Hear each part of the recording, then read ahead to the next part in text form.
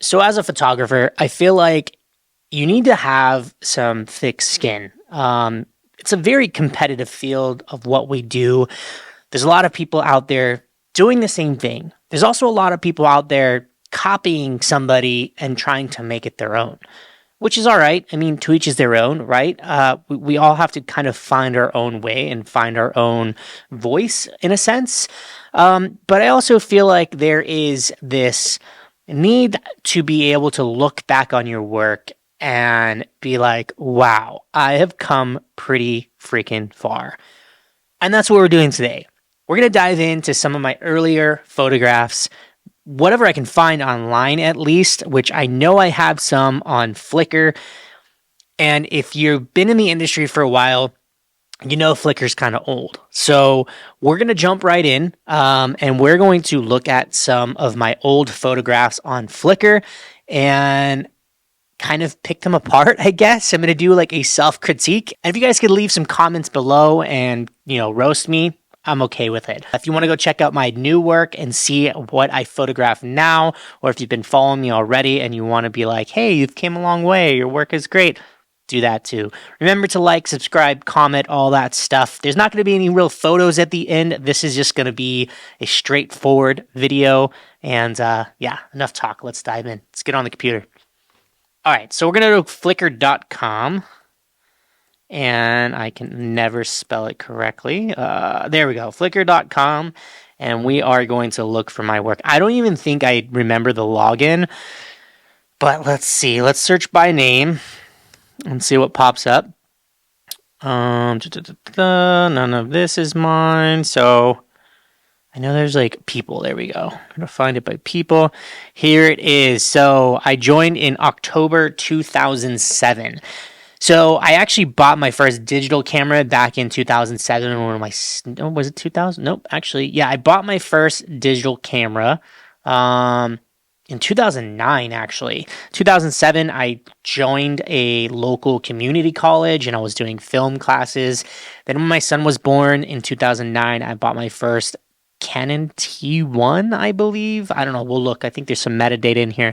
But let's go ahead and open this up and see what we got. So I have 89 photos in here. Some of it is updated. I think I updated it like 10 years ago or something like that. But let's just jump right in. Let's scroll all the way down to the bottom because I think that's how it works. Okay, yes, cool. So we have some old photos right away, and I'm going to kind of put them up here. So this image, let's see, this was uploaded on October 22nd, 2007. At the time, I was actually going to school for graphic design.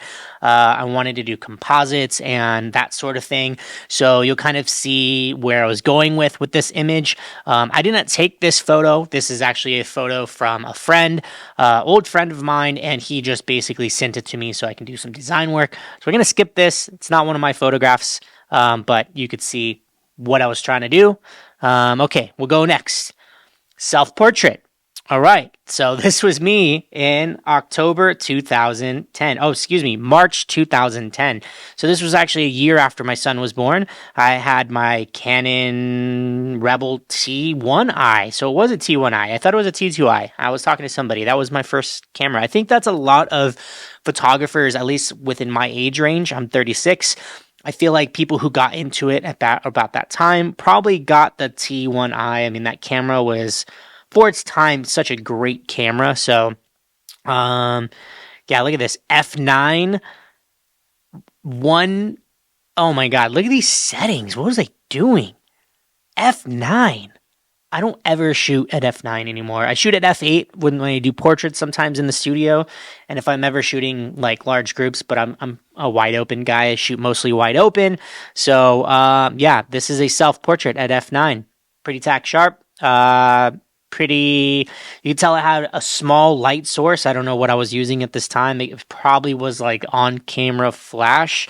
I have this sweet emo kid haircut and this dope like Patrick Stump hat. So that's me in 2010.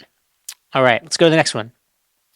Landscape. All right, great. I've never, ever, and still to this day have been good at landscape photos. I just don't know what it is. I cannot figure it out for the life of me, whether it's like I need a person, I need a subject in my frame to basically make an image. I don't know. I mean, maybe landscape photos with people in it are my thing. I gotta try that out. So this is actually out at a lake that no longer exists anymore. It's dried up now, out where I live. And let's check out the metadata. So f18, 35 millimeter focal length. I was shooting on a variable kit lens. It looks like 1/100, ISO 200, and yeah, it's pretty. I mean, obviously, we're seeing a little bit of like bending of like this bend right here. I knew nothing about like fixing it in post as far as like fixing the camera calibration or anything like that. And yeah, it is what it is, but not a bad image. It's exposed well. I love to like highly process my photos back in the day. I mean, I still kind of do, but now I have a dialed in look. But yeah, we'll get to some really processed images soon. So just sit tight. Okay, so let's go to the next one. And okay, this is not it. Ads, it's going. Okay, so here's another one. This is a panorama. It's not stitched very well. The edit isn't terrible. I did love to crank that clarity though. Yeah, a little over edited for my taste. And you could even see up here in the corner right here, it didn't stitch very well. I knew nothing about this, so still learning. So, you know, it is what it is. Metadata again, looks like I shot it at f20. Whoa, that's high. Yeah, I mean, there's no real reason to shoot that high. You're gonna start getting weird elements in your photos, and it's just even for landscape photos, I think f11 is like a good sweet spot, maybe f18, but yeah, is what it is. All right, so we're gonna go. Oh, and this was an HDR, which I don't think was a true HDR. I think I just made a fake HDR out of it.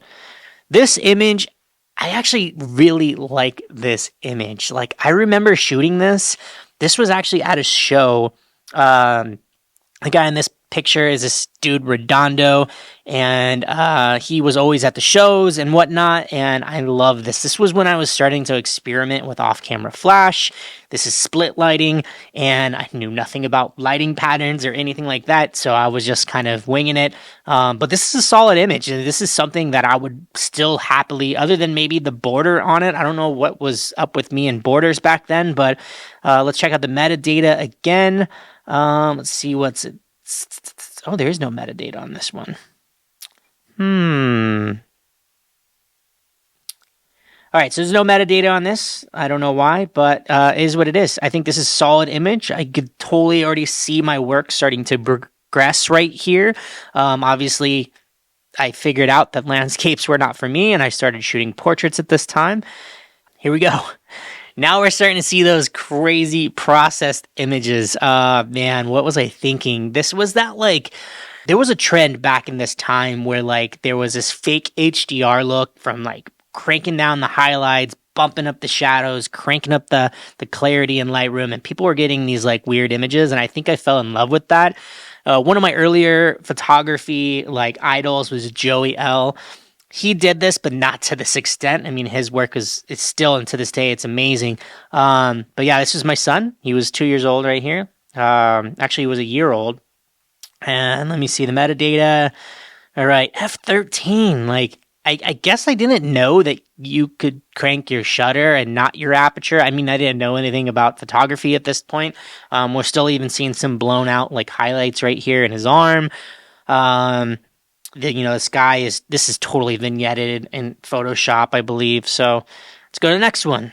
Wow. So I like this image. Obviously, it's super edited. This was a style that I really liked back in the day. Now I've dialed it in. This was, again, shot at f20. My gosh, what was I thinking? Like, I knew nothing about like controlling your ambient light with your shutter. This was crazy. I mean, and this is just insanely sharp, overly processed. Yeah. Keep going. Okay, here's another kind of composite I did. This was for a buddy of mine, Justin. was still doing the whole graphic design thing at the time. So to give you a little backstory, I actually went to school for graphic design. From there, I actually dropped out of graphic design because I knew that I could learn it online with YouTube and stuff like that. And I went to culinary school and I became a chef. And I was a chef for 13 years before I became a full-time wedding and portrait photographer. So, all right, this image. Okay, so I was actually really stoked on this photo. Honestly, this is something that I would probably post today. It's totally right up my alley as far as the editing goes. It is a composite though. These are not like multiple hands. If I were to shoot this again today, a couple things I definitely would change. This is all done in Photoshop. So I would eliminate that. I would take it out of Photoshop. I would just get a couple people with hands.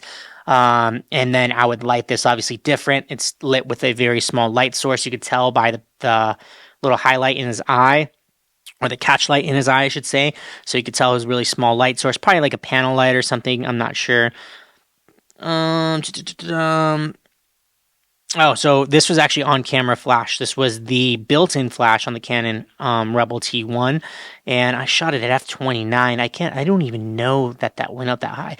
You know what? That's the reason that I think these f-stops were so high is the shutter sync speed. Obviously I'm at 1/200, so that's the fastest it could go. ISO 400, I probably, I couldn't go faster than that with the shutter. It wouldn't let me, so I just cranked the aperture up, or down, you know what I mean. All right, this one's really dope. I do like this image. I remember taking this as well. This was back in May 2010. Really cool little beach one. My horizon is straight, which is really important. As far as balance, though, it's not super balanced. If I would have had the ocean more on the third, showed more in the sky, or vice versa, I think it would have been more balanced.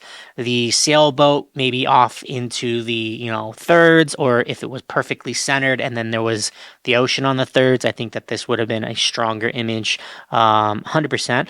And then also removing this vignette. I probably added it. I loved vignette back in the day. Yeah, I totally added it because you could see it on the bottom corners as well. This was my photography. This was my photography name back in the day, Centric Photo. I've gone through a couple of different like weird branding names. I was a Centric Photo when I first started. Yumi and My Lens, which was way too long. I couldn't create a logo for it. Then I just went with David Bowles, but now David Scott Bowles. Sounds good. Sounds professional. All right. Here's another one, totally over edited. You could tell there's this kind of banding or halation above these. It's just from pushing the edit too far. So keep on going. This one's just a snapshot, not even really edited, straight out of camera. You can see the metadata down here. This was actually on a trip to Catalina. Okay, here we go. This is an image that I really like this image. It's not tack sharp. It's kind of soft. He's out of focus. But this is one of my favorite images that I actually took of my son. This is chilling in his crib, and I captured this. This was kind of one of those before and after kind of vibes. Yeah, really like this image. All right, so here's this kind of a wider view, and you can kind of look at the progression of my photography from my Flickr account. You can kind of see that I was doing these crazy edits, like so super overly edited. I kind of dialed it down, tried a little bit of everything. I shot some food photography. I was a chef at the time, obviously. Did some weird stuff right here with my wife. Concert photography. This was early on. I was in a band, so I was shooting concerts, kind of figuring out everything. Practicing off-camera flash. Right when I bought a camera, I learned off-camera flash right away. I was using speed lights, triggering them, and just trying to figure out how to use them. Like I said in the beginning, Joey L was one of my big inspirations, and he was all about the off-camera flash. So that's just me trying to recreate some of that stuff. And then here's some of my newer work. So this is not too long ago. I believe this was 2016. This was actually for a clothing brand that I had launched, and we shot the campaign for it. And these came out super dope. Let's see. Go back to photo stream. Here's a little set shot. That's not even a flash. I think that's just like a regular light. And then here's some of my, I guess, the newest work that would be on here. This was some model stuff that I did. This was shot at night, and obviously I love that kind of cinematic lifted look. This one was kind of cool. This was just playing around with multiple camera exposures. And this image, I absolutely love this image. I want to recreate this image. This is obviously I've gotten better at obviously I've gotten way better at photography by this point. This was shot in 2017 and I was shooting on Sony. This was on the Sony a7 I, like the Sony a7 I, shooting high speed sync at this time. See, I figured it out. I figured out that you can get these cool images with lights and not have to over edit them. Yeah, so this is super dope. All right, so going back to the beginning, it's okay to suck when you start. And if you're great when you start, good for you. But it's super important to kind of remember where you came from, right? Before you had all those followers on Instagram or all those followers on YouTube, it's important to stay humble. It's important to be honest with yourself. And it's important to experiment, try different things. Maybe one thing just isn't for you. And you saw that in my work. Some stuff just wasn't for me. That doesn't mean that I don't shoot that still. I still go out and shoot landscape stuff. I just don't post it. I like the process of going out. I love nature. But I just don't post those images. I post my portraits or I post my wedding work.